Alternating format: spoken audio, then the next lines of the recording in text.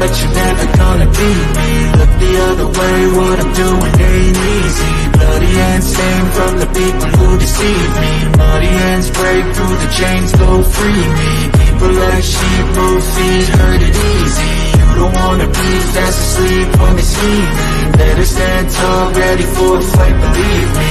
When they try to change, you can say no, free me. So he's been looking. Hello, everyone, and welcome to a special edition of the Geek Gauntlet podcast. Everybody, I have the honor, the pleasure of watching a film that had an incredible film, and I wanted to bring on the director of the film. I also want to bring in one of my good friends who also starred in the film. It's called Grinders, and it'll be out soon for you guys to take a look at. Fantastic movie. I'm not going to waste any more time. I'm going to get my guys on here. First, he is the director of the movie. He also starred in the movie as well. That's got to be kind of hard to direct and act. I'm going to ask him that. Let me bring on my man, Andrew Heller. Andrew, how are you? I'm doing great. How are you doing this evening? Thank you for having us on this evening. I really appreciate that. Oh, thank you for letting me do this. I do appreciate you for that. Next, let me bring on a good buddy of mine. He was in the Black Side movie. He also was in that interview with us. Let me bring on my man. He was in this movie, played a very funny sheriff. Let me bring my man, Greg Cardone on. Greg, how you doing tonight? Oh, I'm doing great. Thank you for having me on, and it's also great seeing you again. Great. I'm glad you're here. Guys, first of all, I gotta get with Andrew for a minute. I want to know, how did you come up? What's the backstory behind this movie? Oh my goodness. You want the real life story, or you want the story of how I wrote the script? That's two different stories, you know. Oh wow. Let me get the real life one. The real life one, let me see. I've been living in my car for close on 3 years now, pursuing a dream for actually another film. Right. And it kept falling apart at the last minute to get the funding for it. So I decided, well, I've got to find another way to get there. And I had this idea of Grinders in my head a couple of years ago, this story, and I'd already kind of formulated it to a certain extent. And I was like, you know what? Because of the nature of the film, it wouldn't be that hard to do, and it wouldn't cost a lot. Right. So the budget would be small, but I would have to get a lot of people to cooperate, including Greg, who was very kind to do that. So that's really where it was born out of. And, I was just like, okay, well, one, it'll get me out of my car. Two, hopefully it'll do well. Yes. And three, it'll move me one step closer to the movie I really want to do with my passion project, A Gift of the Heart. So, but that's a much bigger film. So here I am. I've created this basically out of my car. Wow, that's amazing. That is amazing. Wow. I want to also ask you, how hard is it to direct and act in the same movie? Very carefully. It's not easy. And if I had to do it again, I would probably say no, because it's a massive amount of work. Mm. And on this particular project, because of our tiny little budget, I was doing 16 jobs anyway.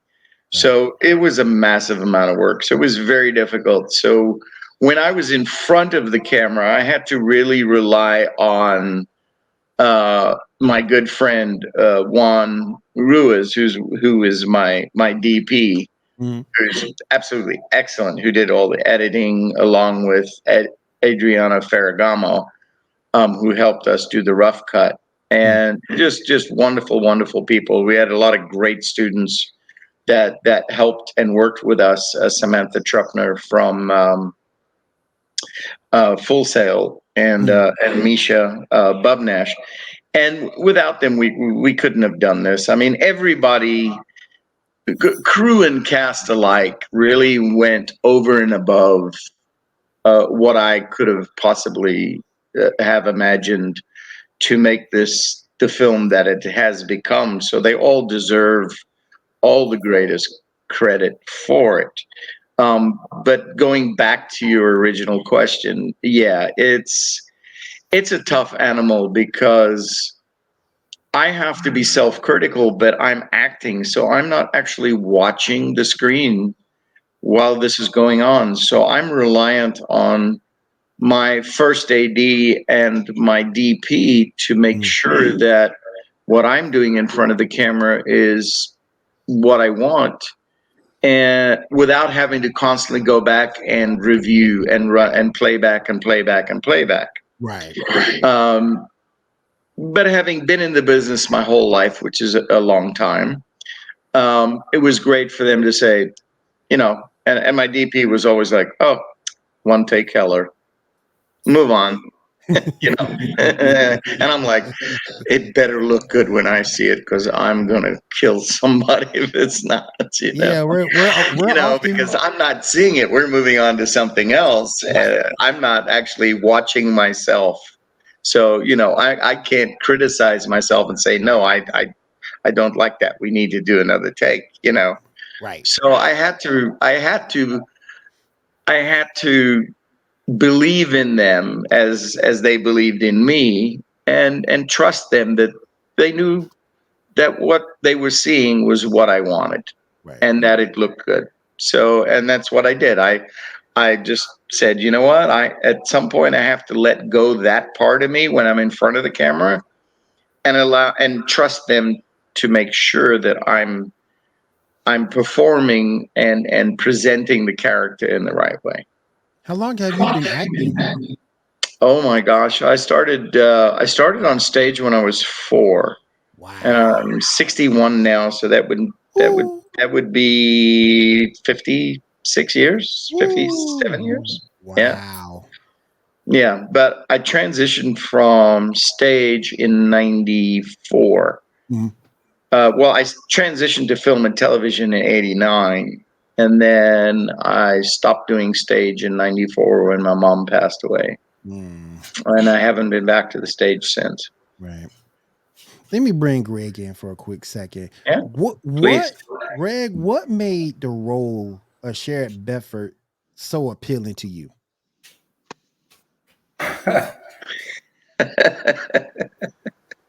Well, Because you look like it seemed like I was stereotyped there for a bit of being a detective, a police chief, a captain, Mhm.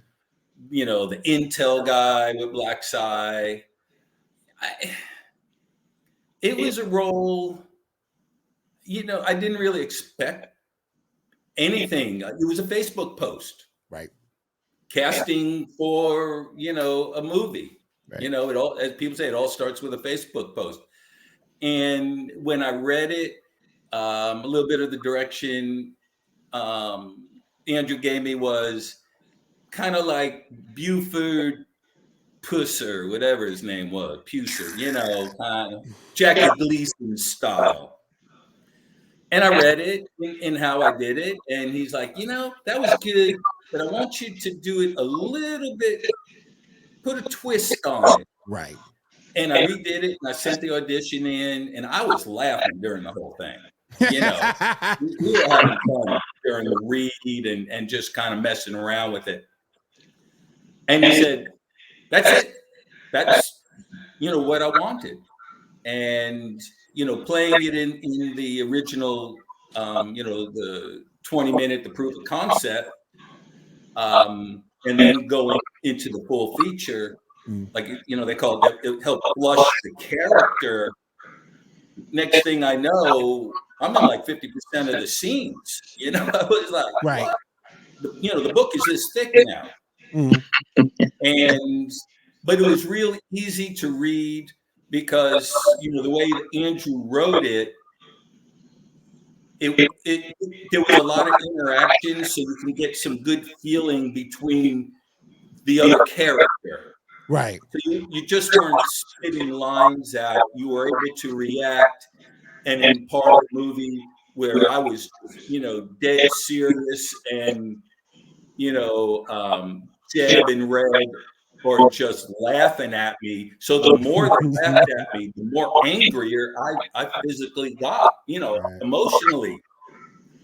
And when it was converse, where I was just kidding around and little la-di-da, we got, stuff on you guys, and they got serious. So it was real good that everybody was able to play, and you can feel the lines develop, not that every time I said something, it was a monologue, which Right.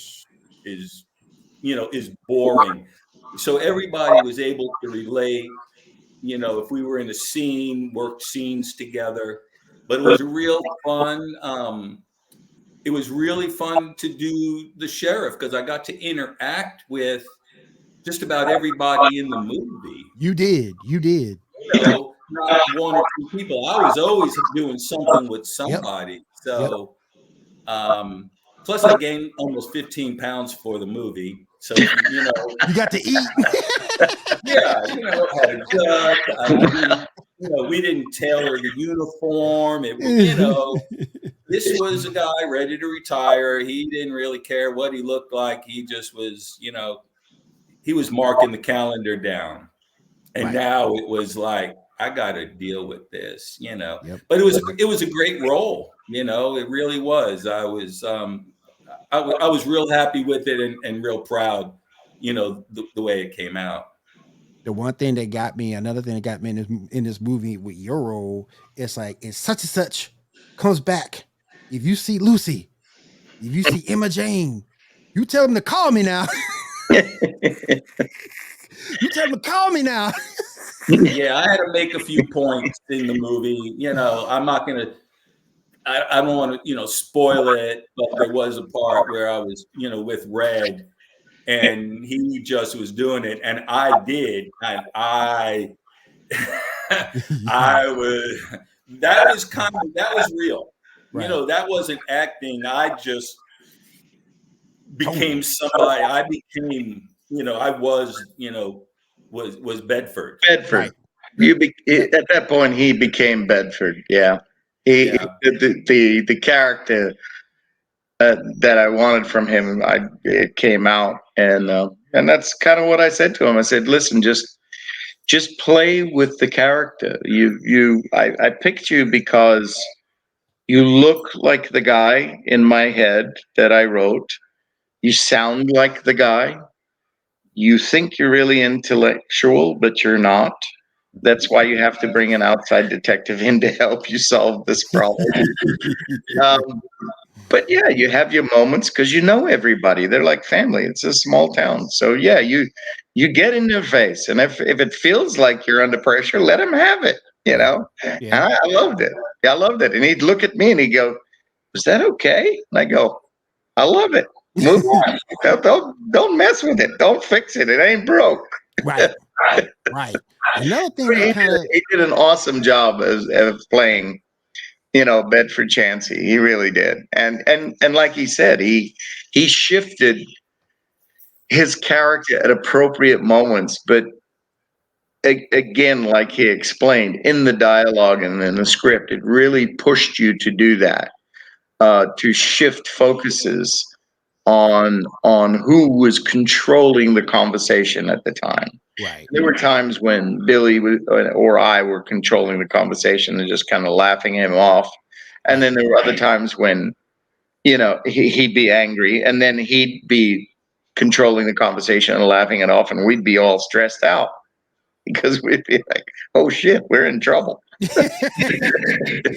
Particularly when you two looked at each other and when you said, Yeah. "I got some evidence." Evidence?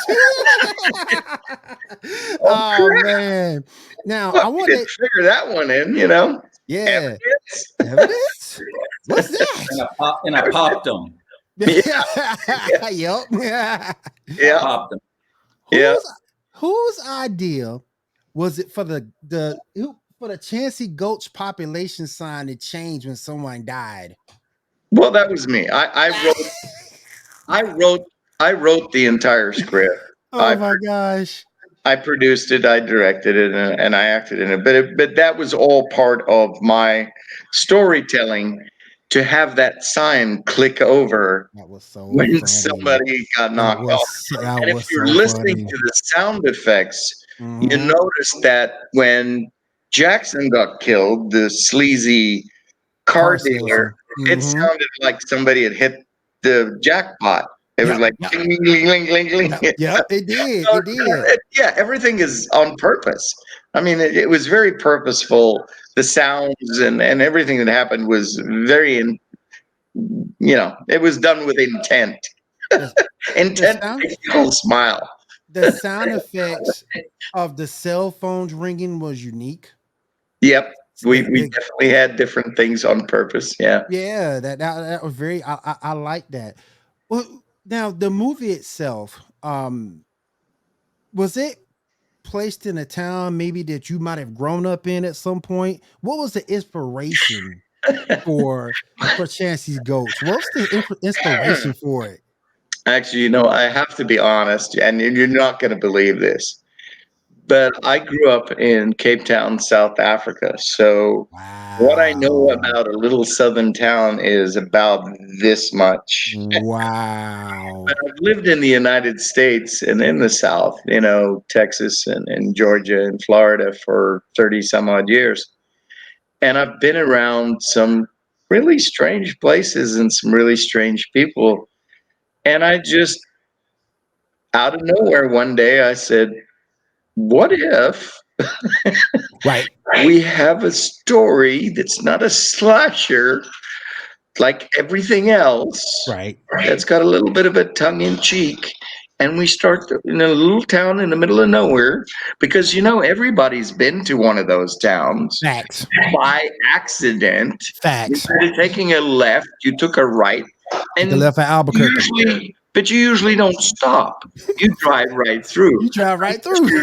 unless you're short on gas, and Right. then you stop, and then you get to meet some of these people, and you go, "Fill my tank up quick. I want to get the hell out of here." Quick, fast, and in a hurry. It's that town. And I just built a whole story about this tiny little town in the middle of nowhere that you ended up in by accident. And the whole story starts out by accident. Right. Right. Most people who see this, especially in the South, they look at it and they go, I know somebody like that. Mm-hmm. They go, Mm-hmm. oh, that's my neighbor right there. That's my neighbor right next on my neighbor right next Oh, door there, right next oh, door. I know that guy right there. He Right stole my trailer. there. My car didn't even drive, and that sucker took it. Oh man. I mean, that's what just my life experience. I took all of that and put it into That this was quirky awesome, little man. story on purpose. And I was like, I'm aiming for cult, Right. something that people will enjoy. It's entertainment. Mm-hmm. Characters that people will identify with. It's not a slasher.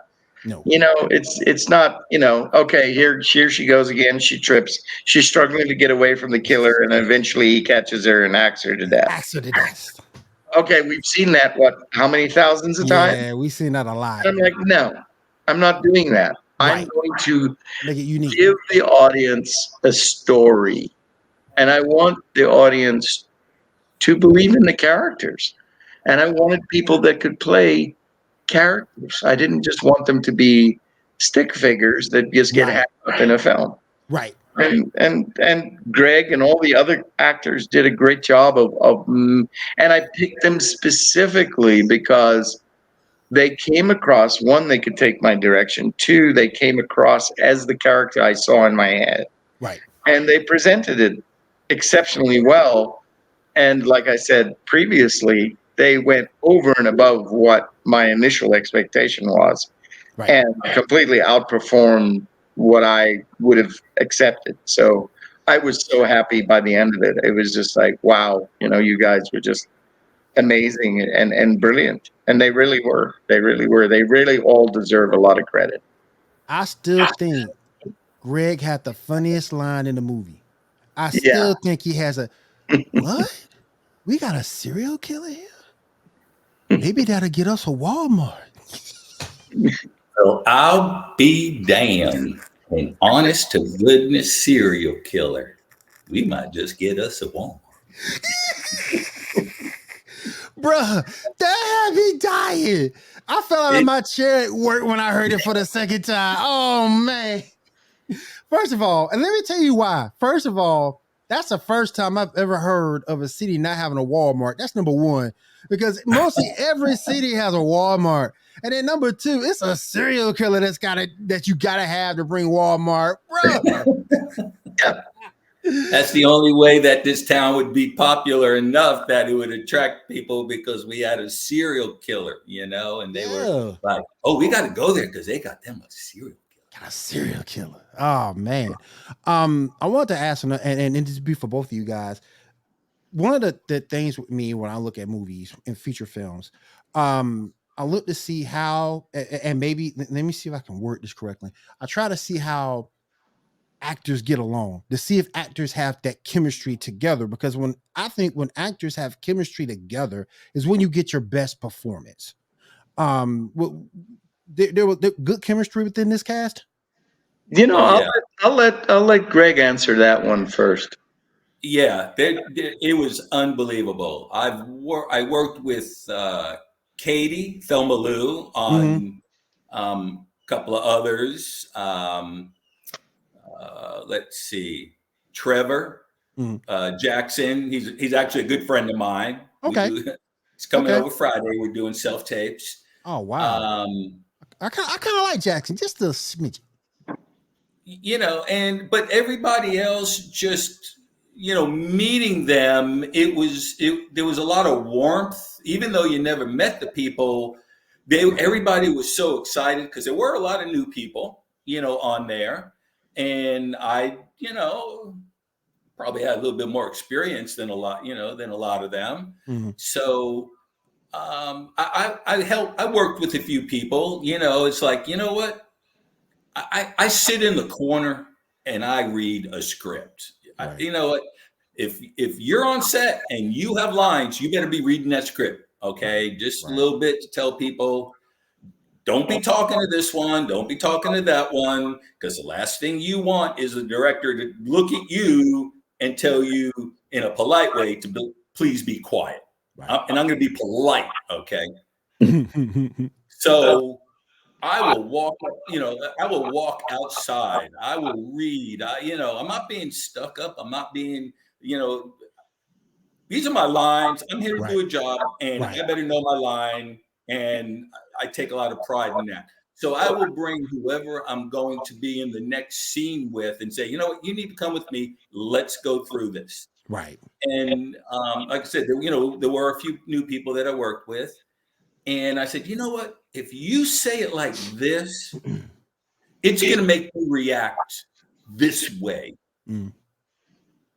Rather than you reading your line, do it this way. Maybe pause here, maybe do something, so, because I'm going to react to it, especially in that one scene where I'm speaking with Caleb and he asked me how I was doing. I was meeting him and I said, well, how's the computer business? He goes, oh, pretty long days. You know how it is. I said, and then you said, not really. You said, not really. He was like, yeah, no, not really. Just really, very matter of factly. Right. And he was like, well, you know what, I gotta go. So it invoked another response. So the whole key was to be able to, invoke a response from them rather than them just throwing a line out for the sake of throwing a line out. Right. And then he found stuff by the gas station and you're like, roadkill, just like throwing stuff out of the air.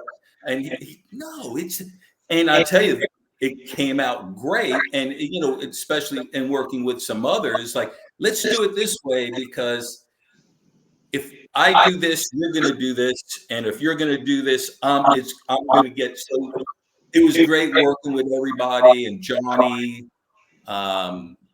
While we had a lot going on, we were walking up and down that dirt road quite a bit, rehearsing. We wanted that right, awesome. Awesome. It was great. If there were issues, I had no idea. And if you had an issue, you better not let everybody know. Nobody Right. had issues. There really was not an issue. Awesome. So it was great working, and the rapport and the camaraderie. I felt we had a lot of people, a lot of new people from Full Sail, a lot of students, and they're used to working in a controlled environment. I'm walking in the studio, it's air conditioned, all the lights are perfect. Right. We were running 2 sets at the same time. We were, we had 15 people over here, and then the next crew was somewhere around the back doing another shoot. So we had 2 things going on, and it was hot. We understand, but you know what? This is, if you want to be in films and you want to do this, you need to accept that you're not going to be in the AC and it's not going to be all cozy. You're going to be hot, you're going to be sweaty, you're going to be tired, and you're going to be out there for 15, 16 hours on a day. And at the end of the day, you're like, oh my God, that was fantastic. There you go. There you go. Andrew? Yes, sir. How was the chemistry? Was good in your opinion as well? What I tried to do was I tried to bring a family together. I tried to put a group together that could work cohesively, comfortably. When you're working on a movie, it's tiring. I mean, yes, we did have some long days, especially in the very beginning, but then they got more controlled after that. But I warned everybody. I said, look, it's going to be tough up front because I'd rather we do the toughest work up front so that the rest becomes easier as we go along. Because as we move further down the line, we're all going to start getting tired. Nerves get frayed. People get edgy. But I truly tried to bring a team together, not just the actors, but the cast. So I included everybody, and we took 15 minutes every morning to just have a discussion of all of us and say, okay, how did we feel about how yesterday went, and how do we want today to go? And for me, it was a moment to say, this is what I didn't like happened yesterday. This is what I don't want to see today. But it was also to give everybody a positive boost, because I knew we were all tired and we were facing another long day at work. And I wanted everybody to know how much I appreciated them, and that I felt that they knew that what they were doing was good, and I wasn't worried about their capabilities. I was more concerned about their health and looking out for each other. And I wanted everybody to take care of each other and be respectful. Right. And that was the start of every day. And that's what made our days really work. Everybody was very comfortable, very cohesive, very cooperative. And yeah, I mean, we had fun. We worked extremely hard. We really did. But I don't think there's a single person that worked with us that said they didn't have fun. Right. There were times when we did slow down a bit, and we giggled and we laughed, and we deliberately did stuff on purpose just to kind of lighten the mood, to soften the long day. And Greg will attest to that. And the chemistry between the actors was built around running the lines while lighting and camera were setups were being done, and going through the blocking. And I'd say, well, now's your opportunity to make your screw up, so we don't do 16 takes. Right. While they're setting stuff up, let's work through it. Let's build a rapport and a chemistry as actors, as characters. And it worked. It worked really well. And I mean, when Greg and I faced off, I mean, there were times when I just kind of, you saw in the movie where I just kind of laughed at him, like, yep. oh, right, okay, I'll get right back to you. Not, you know, but then there were times when he would, he'd catch me off guard and he'd go, well, I'm not saying anything, but I'm like, what are you suggesting? You know, and that's how we played. We really played off each other very well, and everybody did an exceptional job of playing off the other characters. So there was a lot of great, back and forth with the characters, and Greg can most certainly attest to that. It was good. If you really look at it, the facial expressions on everybody, it wasn't like you just stood there and there was always something. I would nod my head, or when I went into something, I was, I'm looking around. Well, that's what a sheriff does. Okay, I'm here. Let me look. Or, everybody always had a little nuance of their character that, even though they might not have said something at the time, there was some facial expression that gave it like an emotion without saying words. You could look at their face and you just, so no, there were no blank stares, which was kind of neat. Otherwise it becomes very static. You he's saw talking that. to me. Yeah, it gets yeah. It gets stale, and that was one of the things that I said to everybody was, you're listening, and when you listen to somebody, even though you're not responding verbally, you're going to have an expression. You're going to be reacting in some way, shape, or form. We're going to be able to see some kind of emotion on your face because you're listening, and if you don't agree, you're going to go. And if you do agree, you go, Right. It's simplistic, but A natural reaction. It's a natural reaction. It's what we do. We don't, for the most part, we don't really know that we're doing it.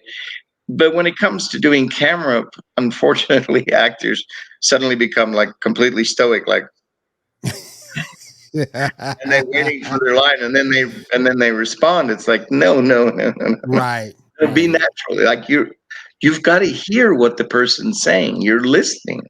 So at one point, to make one case in point, is in the butcher shop when Mary Sue is slapping the snot out of Jackson, her husband. I remember that. And he says, "My wife wants your meat." He saw that look on my face. I was like, I didn't say anything. It was just that shot of my face, and I went, what did he just say? What did he say? What did you say? Wow. I was like, wow. I know. No wonder you're getting slapped. So exactly. It's like, and I kid you not, that poor man, he took a whooping. And I kept saying to the gal that was playing the part, I said, listen, you cup your hand and you slap. So you hear that. But you don't have to literally slap him. Exactly. You're gonna knock the poor man unconscious. She went real Smith on him. Yeah. He was red. He was like, oh my God, I can't see out of my left eye. It was wow. It's like, stop. You're gonna knock the man out. Wow. It was funny. It was very funny. But he took it. He took it like a champ. He took all of it. He took it like a damn champ. Speaking of the butcher shop, fatbacks, did you have that when you were growing up? No, I mean, I grew up in Africa, and we had little butcher shops like that, and that's what I envisioned for this was a little country butcher shop. In Africa, they still have butcher shops like that, but America, you don't see that anymore. It's more commercial, and you don't. It's very hard to find a little country butcher shop. And of all the locations that I knew I needed, I thought that one was going to be the hardest. And it was actually one of the first things I found, and it was only 45 minutes away. And I walked in and I met the owner, Mhm. and everything was dressed out already. It was like I didn't have to change a thing. It was like it was perfectly dressed. It was a running business. Mhm. And I just simply said, look, we're shooting this movie. We have no budget. Can we close your store for 3 days? And he goes, okay. And He I was went, down with it. wow. He was down with So it. I was Okay. stunned. Okay. But he was like, yeah. But after the third day, he was ready for us to get the hell out of there because he had to open the door at 7 o'clock in the morning, and we were leaving at like 9 o'clock at night. So Wow. he was Wow. like, yeah, and he was giving up a large chunk of money business, but he took it very well, and he was Right. very kind, and that was the name of the business, Fatbacks. So we Wow. really didn't have to change anything. He gave us shirts, he gave us hats. So I Awesome. mean, it was built in. Awesome. It was. I mean, I couldn't have asked for a better thing. And when that happened, I realized that this movie was going to happen because Right. everything just kind of fell into Another place, place. and everybody was cooperating. And I was just like, wow, this is going to be something, and it has. It has turned out to be over and beyond all expectation I What you ever wanted had. to be. I think we're up around 31 awards at this point, globally. So yeah, it's pretty shocking, and it doesn't get old. It's great to see another one and go, wow, we don't have a name on the film, Right. but people are paying attention, they're loving it, and we're That's getting where it awards goes. for it, Oh yeah. Oh yeah. and that's all credit to the entire group, the actors, the crew included, because this never would have happened if we hadn't stuck together tightly and worked together tightly as a family. And that's really what we did. And Awesome. together we made something very, very special, I believe, in my heart. And for that, I'm very thankful to everyone. Yes. I gotta ask Greg. I gotta ask Greg. Wilma's boyfriend, the blind dude who couldn't see, but yet he had a shotgun. How in the world do you play that off? You know the character's blind, and everyone just like well, he's blind. You know he's blind, right? You know he's blind, right? Well, they give He him a was shotgun. He'll be all right. He'll be all right. He can't see. he wasn't, you remember that Uh, cartoon, Mr. Magoo? Yep, I do. I do. Well, he wasn't totally blind, Mhm. but he was pretty blind. And so we just played with him, like, he said, well, I'm going to grab my double barrel Betsy. And I'm like, you ain't going nowhere, Riley. You're blind. You know that, right? And Yeah. that was I'm not saying that wasn't even in the script. There was lines in there that weren't in the script, because that's something that I would tell somebody, Right. that's the kind of the way I am. You're blind, right? Captain Obvious. Yeah. But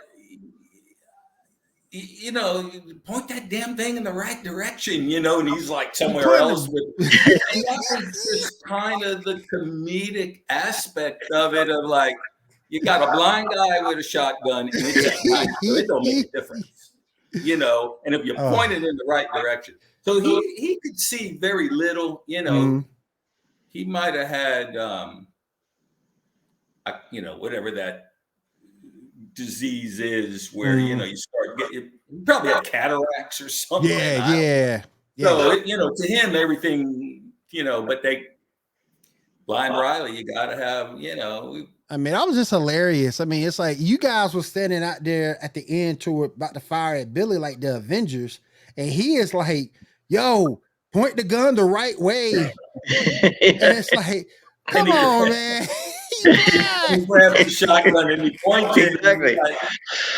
Oh no, that was one of the funniest things in the movie. And then Caleb reaches out and moves it to make sure it's pointed in the right Make direction. sure it's pointed in the right direction. It's all very deliberate. It's all written into the script. Like, yes, do that. It's sight comedy. It's subtle comedy. Like, well, he's blind. He shouldn't be out there anyway. Put it in the right direction. Well, he doesn't know what the right direction is. He's blind. So Caleb reaches over and grabs it and points it in the right direction for him. It's subtle humor like that. I was like, let's make this enjoyable. Let's not make this a slasher movie. Let's make this something that people will get a kick out of.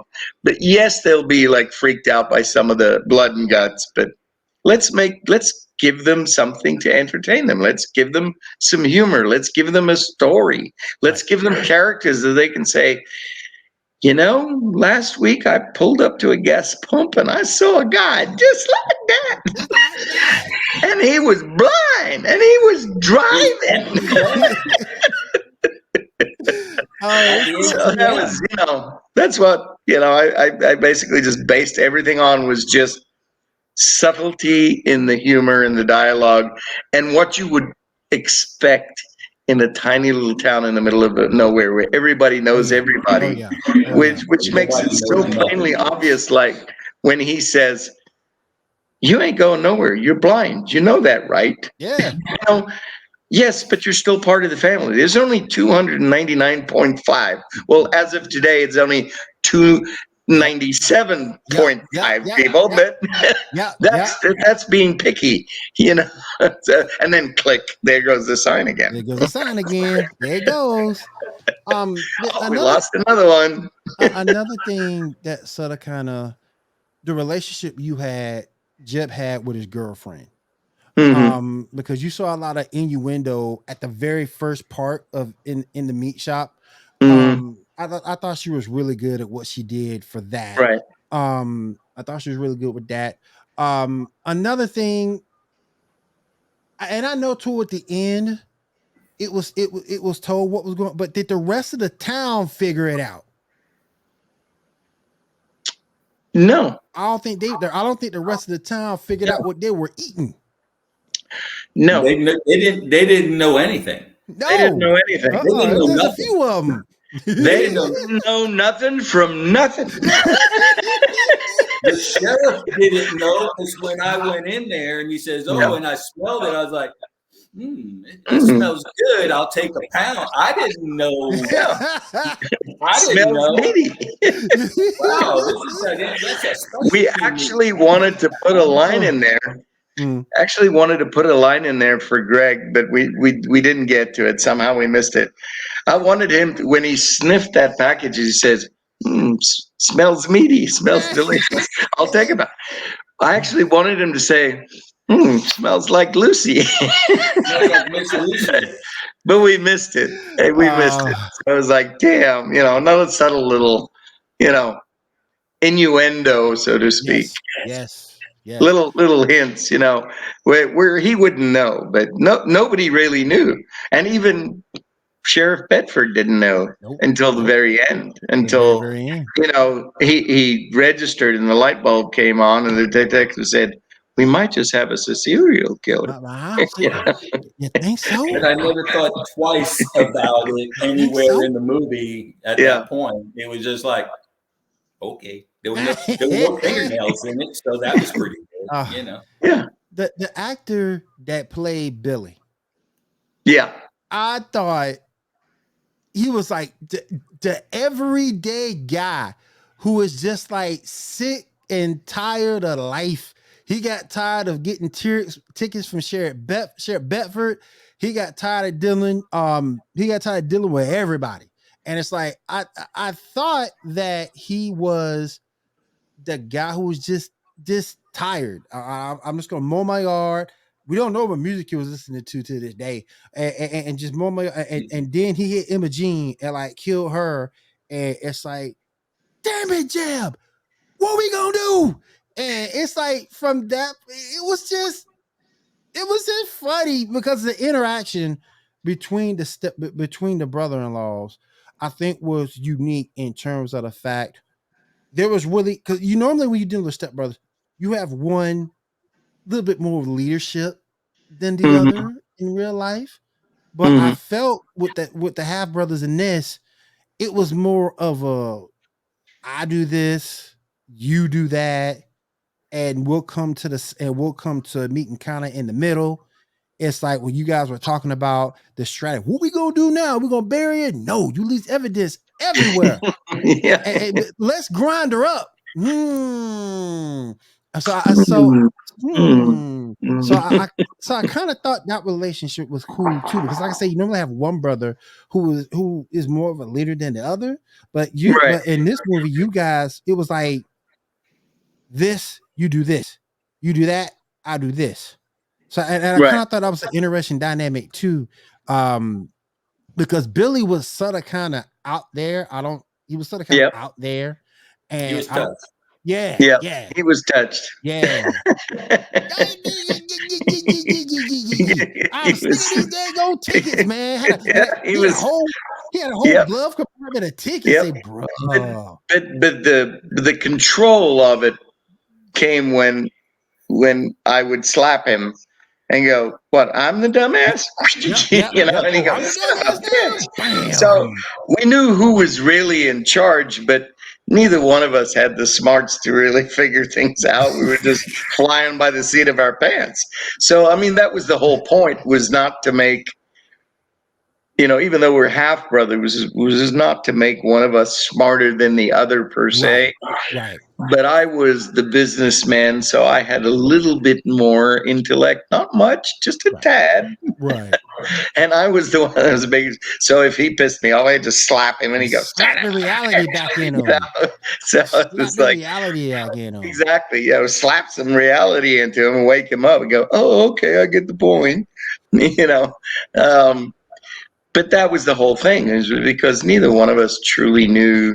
And that's what I wanted it to be. I wanted us to both not be overpowering to the other, so that we could have this kind of on again, off again thing that goes on all the time. So it gives the audience a little bit more playroom with the characters, and the characters get to play a little bit more, because neither one of us is smart. We're just both trying to get through this whole thing that started by accident. Right. But we're making money, so let's continue it. Like a bunch of idiots. $50. $50 for a pound of ground beef. A pound of ground, and people were paying it. And they were paying it. Wow. I said $50. Yep. Where y'all working at for $50 for a pound of ground beef? It's specialty ground beef. Specialty. Oh man, do you think other directors will watch this movie and take it by and do their script similar to yours? Because this was a very good movie, and like I said, when I first saw the name, when Greg introduced it to me, I thought it was going to be hack and slash. But I was very refreshed to see what I saw, because you got all the people died, don't get me wrong, but you got comedy, you got drama. Yes. There's a story. There's a storyline. You didn't have a preconceived notion like, I'll watch a movie and I'm going to go, okay, yeah, she's going to run, she's going to trip, they're going to do something. You just know somebody's going to die. Yep. Here, it was, when people talk like, "Oh, grinders, what are you doing?" They're just like, heck, no. It's like, I never watched Walking Dead. Actually, I think I watched 15 minutes of Fear the Walking Dead the other night. Yeah. But the one thing about that is every 10 feet, they killed somebody. Yep.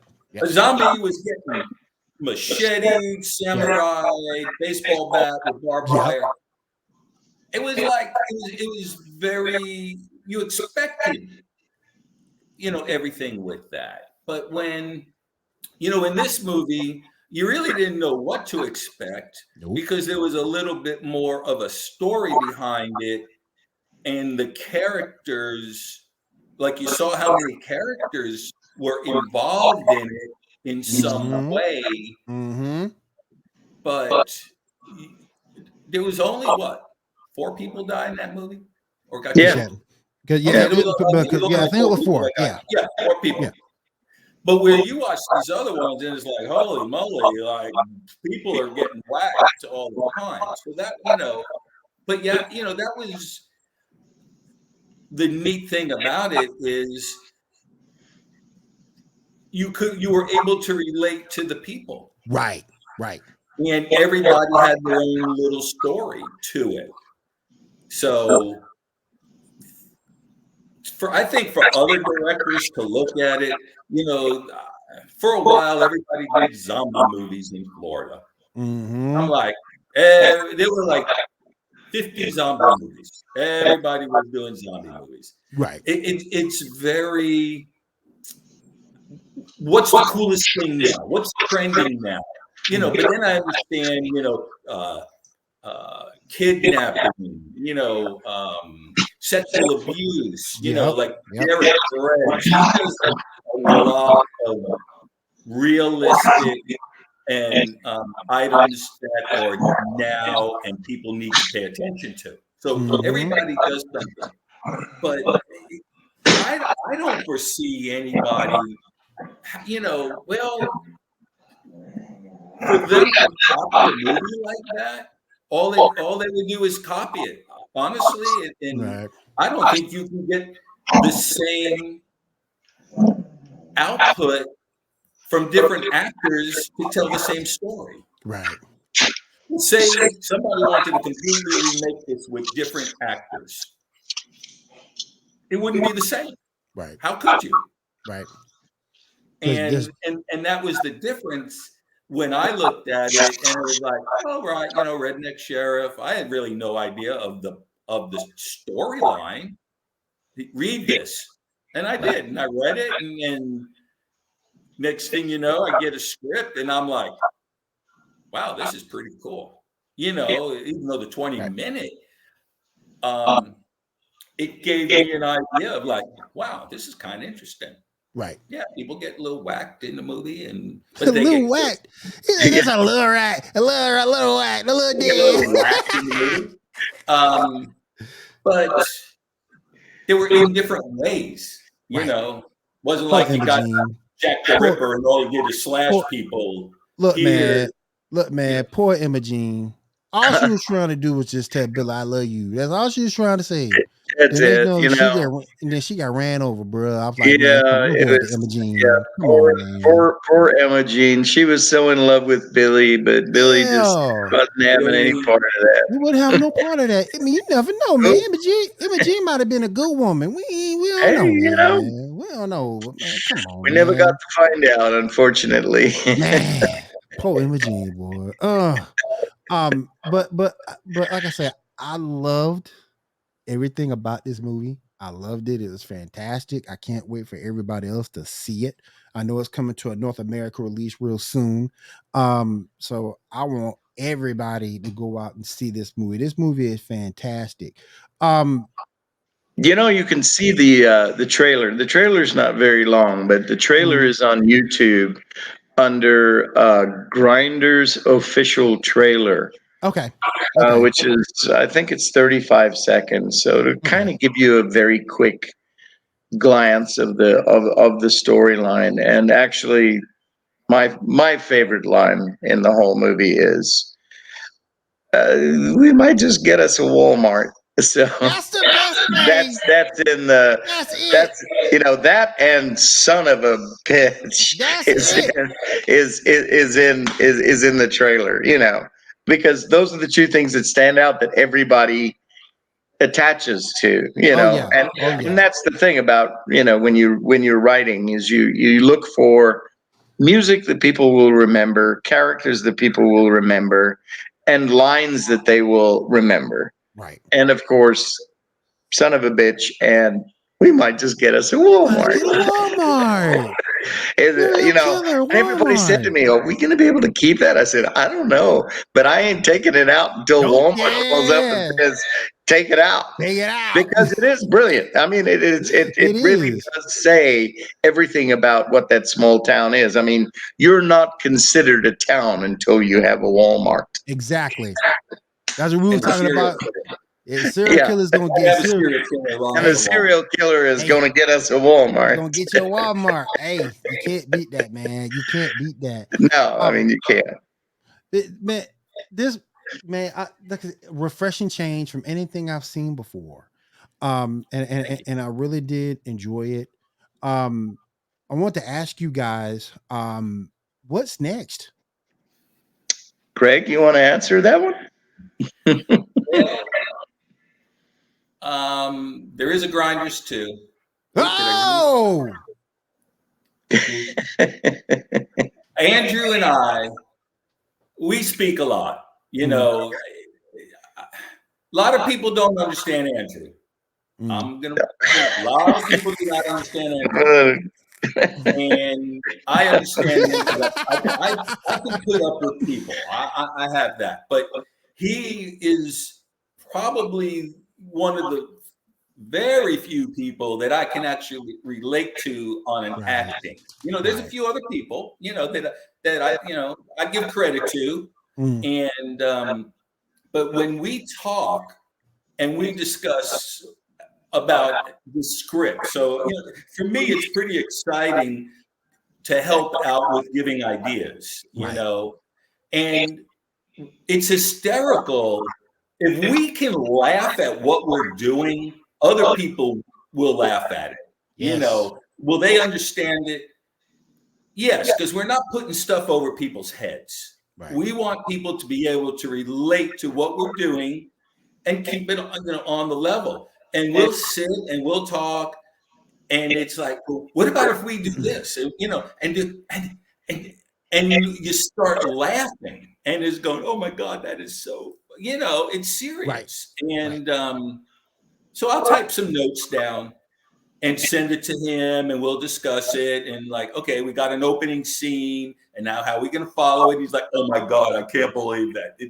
And I can't tell you anything, you know, of course, but it's just like, oh my God, that will just the next opening scene will set the tone for the next movie, and it's gonna. If you thought, you know, the original Grinders is good, which I think it's good.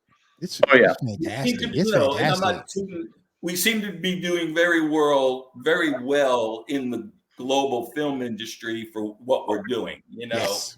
and for that, I think that's the moment that a lot of people who act wait for this moment.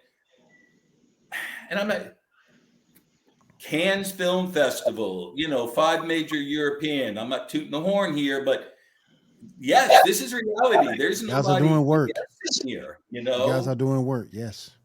and where it's going to go, and the feedback that, you know, Andrew is getting. So yes, it will be. And I told him, I said, I texted him, I said, it's going to be even more epicer, you Yeah, know. yeah, epicer. Epicer. He's like, I was like, Epicer. But epicer. yes, we have been, Greg and I said to him, I said, well, just keep talking to me. Let's flush out a plot together, and you know, I'll give you story credit, and it'll be story by you and I. I said that makes it easier for me to then sit down and write the script, because I have now a formulation to go by to tell the story in script form, and so we've been developing that. And I said, you know, I think this one's going to do well. It's already doing way better than I thought it could ever do. Yes. And I'm going to get that phone call that says, okay, is there going to be a Grinders too? And I will have the ability to say, yes, actually, we have one. We're just trying to fund it. the joy of Grinders 2 is, sequels tend to not live up to, That's you know, true. the Expectation. previous ones. Yeah. But Grinders 2 is going to completely, just based on the plot line alone, is going to Wow. completely outpace Grinders 1. And Wow. people are going to absolutely fall in love with it because it has a subplot on Oh. just the plot itself. So Oh, plot within the plot. it's got more story to it, but it's got the same tongue-in-cheek, silly, dark humor, natural, just off the cuff, well, damn. Yeah, well, now I'm the dumbass, and we bring back little subtleties from the first movie in Yeah. movie, but the second movie then becomes a little bit more intricate and a little bit more complicated, and the characters become more in depth. The new characters have a lot more quirky traits Uh-oh. than the first round. So it's going to be a wild ride, but it's going to be a great movie if we can get the funding to do it, and Mm, people will follow the first one the way we think it will. I don't think we're going to have a problem getting the funding for the second one. And we'll have some cameos of some names in the second one. there So you go. that'll be great. I mean, There it's you all built into the story. But Mhm. yeah, I mean, Greg and I have been having a good giggle about where the plot's going, and I'm going, oh my God, if we make this, go. people are just they're gonna lose it. They're gonna Yeah. see the first, they're gonna go, if they hadn't seen the first one, they're gonna have to go back and they're gonna have Oh to yeah. go, Oh yeah. oh They my gotta God, go back I and gotta watch go that. back to the first one. Yeah, they gotta go back and watch that. Hysterical. Yes, But sir. it's gonna be scary. It's gonna be bloody, but no, it's not gonna be a slasher. It's gonna follow the same kind of flavor of uh, oops, I screwed up. Oh, So Oops, we did it again. oops, you yeah, did it again. oops, I did it again. Well, Exactly. well, And we people know. are going to get roped into the story that really don't need to be in there, but I don't want to give away the whole Of thing. course, of course, of course. Well, we But know one it's thing. going to be a wild ride. It's going to be a really, really a wild ride in Well, Grinders too. well, we already know one thing. Women won't be in grinders too. She won't be. I'm still. Oh, she'd be alive today if she wasn't nosy. She'd be alive today. She I wasn't so doggone nosy, man. She'd be alive right now. But Have you ever Wilma, seen? well, that's exactly what Wilma's character was. She Right. was written that way. She was supposed to be the town busybody that came from the north and just pissed everybody off for 30 years now. And nobody really cared about her. They just tolerated her. They tolerated And it. she just put her nose in the wrong Ah, place at the wrong time. And yep. I'm sorry, Wilma, you Gotta go. got to go. Gotta go. Gotta go. She actually, Alicia, when we did the scene, again, what she did literally tweaked me in the movie. Mm. You know what I mean? When, I just kind of looked at her and she said, well, maybe I did. And you know what? Just the way I was like, I don't need, you know what I mean? It was, and that's Oh, just the people who needed to tweak you, tweaked you. They right, could do it right. just by giving you this look. I'm looking down at her and she's, gave me this, yeah, so what, kind of look. And I'm like, I was Oh like, man, blow the gasket, but that what is you the way the wanted? movie went when, I think I didn't really have um, a, a confrontation with Imogene. She was Right, one person right. that I really didn't engage in the movie. Mm, She might have been like one of the only ones I didn't. I said right, hi, to Thelma right. Lou, hey, Yep, Wilma, how you do? yep, There were a few of them, Jackson. It was kind of cool, the thing with the boat. Yeah. You know, that was You on that? You on that stuff? Billy smoking. smoking that same shit Billy is. And that's kind of the way it went, you know. But like I said, Imogene was the only one I really never had an engagement with. Right. You know, in it. And now that I just thought about it, I never, you know, there was no reason to. No reason you to. know, Yeah. But yeah. But that was, you know, kind of the whole thing there. But yeah, we're real excited. I'm real happy, you know, working with Andrew and just, you know, sick minds think alike. And you have to look at it as how if this was good, how can we make it even gooder? You know what I Right. mean? Even gooder, yes. Epicur. Epicur. Yeah, Epicur. And but like I said, real quick, just for us to sit and I type things out and I'm laughing and I send him notes and we talk about it. Well, what about? Oh yeah, and then I could say that. So we could actually almost do the movie talking to each other because it's so much easier if you write the script because you know every line in the script Right. and you know what's going to happen. So for me, it's going to be a lot easier to understand and be very conversational because it's going to be a lot of conversation between the two of us. Right. So that just, and when you can make a scene conversational as opposed to just acting and lines, it becomes so much more natural. Like today we were sitting and talking and I can't go there with it, but the environment we were in was very apropos to the environment that could be in the movie. Gotcha. So it made it much simpler to just sit there and discuss. I was like, we just shot the whole scene sitting right here, looking around, and you know, we're going to shoot a camera and a wide shot, and we're going to do this and we're going to do that. We shot a whole scene in our mind and already had dialogue just by us sitting there. That's and incredible. Saying That's incredible. And just talking. Yeah, exactly. That's incredible. I mean, that's where I think it's going to incredible. improve on this because it's going to seem a lot more natural. Yeah, I mean, as far as you know, Grinders too. The basic synopsis of the film is, Billy basically escapes from the mental institution. To help me do the Roach Coach and go on the road because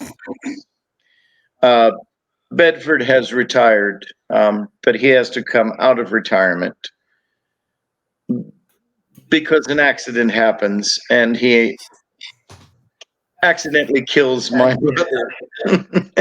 Accidents happen. And yeah, exactly. It starts out again. He accidentally runs over Billy. Wow. Who I have rescued from the mental institution to help me in the Roach Coach with my girlfriend Thelma Lou. Yes. Well, Thelma Lou gets kidnapped, but without getting really deep into the story, Kidnapped Thelma. I'm now alone trying to run my Roach Coach, which is built on fresh food, if you know what I mean. Yes. So now he's responsible, Bedford, and I go, well, you're a dumbass. You killed my brother, and Thelma Lou's missing. So I can do a couple of things. I can send you to jail, but that would not help me. First of all, I have to find out why I'm being blackmailed. Whoever took Thelma Lou, and you killed my brother, and I'm alone, so I need help. So he ends up becoming my business partner. Oh man. And then it just goes downhill from there. You know, the kidnap Thelma Lou.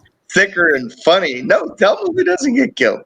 Oh, good. The story goes downhill. It gets thicker and stupider. And epicer from there. Epicer. Gentlemen, when will be around what time will we possibly looking at a North America release for Grinders? Gosh, I wish I had the answer. Adler and Associates Entertainment out of LA has the film, and it's really going to be dependent on them. I would expect, because it's in Europe right now, I would expect the earliest it would probably pop up would probably be the end of this year or Okay. early next year. Okay. Everything takes time, and I'm not in that business, so I don't know. It's really reliant on when they sell it, when they release it, and what they do with it, and they'll let me know. Unfortunately, I don't have a timeline on it. I got It's you. unfortunate. I'd love to say, hey, yeah, it's coming out, you know. Right. Um, but yeah, I think when it comes out, it's going to make a lot of noise. I think it will too. I think it will too. Oh my goodness.